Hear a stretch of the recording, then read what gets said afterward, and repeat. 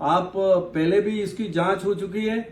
हमारी सरकार के द्वारा एओ रिपोर्ट के अंदर हमें बिल्कुल निर्दोष का हमें सर्टिफिकेट दिया गया है कि नगर पालिका ने जो ये भवन गिराया है तो वो पूरी तरह से सही है। और ये एक नगर पालिका की आय के हिसाब से इस नगर पालिका को पुराने 117 साल पुराने भवन को गिरा करके और आय के हिसाब से आय अर्जित करने के लिए उन्होंने ये किया है। ये नगर पालिका का पुराना भवन वाकई में बहुत पुराना था, लेकिन इसी परिसर में एक भवन जो नया बनाया गया था। नगर पालिका चुनाव में चुने गए तात्कालिक नगर पालिका अध्यक्ष नरेंद्र खोडनिया ने इस नए भवन के अंदर काफी खर्च करने के बाद में अपना ऑफिस तैयार करवाया। उसके बावजूद भी इस भवन को नाकारा बताते हुए शुरुआत में नए भवन को ही ध्वस्त कर दिया गया। क्या उनका यह निर्णय सही था या नहीं, इसका अंदाजा अब आप सीधे सीधे इस निलंबन से लगा सकते हैं। इस निलंबन से बौखला कर निलंबित नगर पालिका अध्यक्ष क्या बोल रहे हैं, यह आप भी सुने। अभी सुबह नगर पालिका के अधिशासी अधिकारी द्वारा मुझे राज्य सरकार के द्वारा जो सस्पेंशन के आदेश हैं उसकी कॉपी मुझे अभी प्राप्त हुई है। मैंने उसमें कॉपी में पढ़ा है तो जिसमें नगर पालिका अध्यक्ष मैं स्वयं और हमारे उपाध्यक्ष राजू भाई कांची को सस्पेंड कर दिया गया है।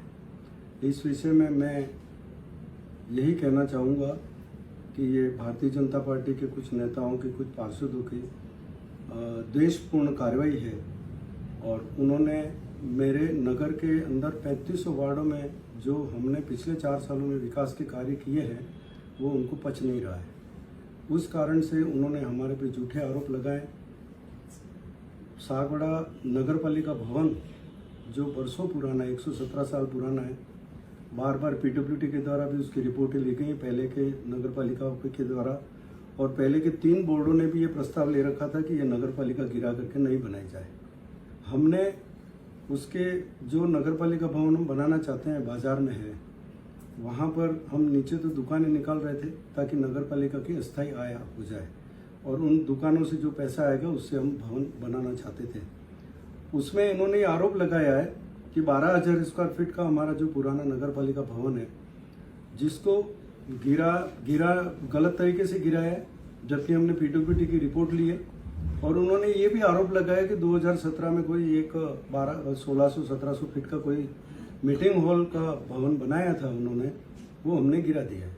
तो हमारा जो एजेंसी थी जिन्होंने डीपीआर बनाई और जिन्होंने नक्शा बनाया, उनका ये कहना हुआ कि साहब इसके अंदर इसमें आपने जो ये भवन गिरा बीच में है उस भवन को गिराना आवश्यक है, क्योंकि जो लेआउट बना है उसके अंदर कहीं उस प्लान में हमें ये लग रहा था कि इस भवन को हमने गिराना जरूरी है।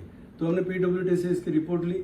उसके अलावा भी 3 बोर्डों ने जब ये प्रस्ताव ले रखा था तो उन्होंने भी उस वक्त की भी मैंने फाइलें देखी, उस वक्त भी कागज हमने खंगाले तो उसके अंदर पीडब्ल्यूडी के द्वारा भी उस नगर पालिका के अंदर बरसात के अंदर चार जो है ना वो रूम थे उसको भी गिराने के लिए उस वक्त भी ये रिपोर्ट गई थी कि ये भवन कभी भी जर्जर और पूरा गिर सकता है।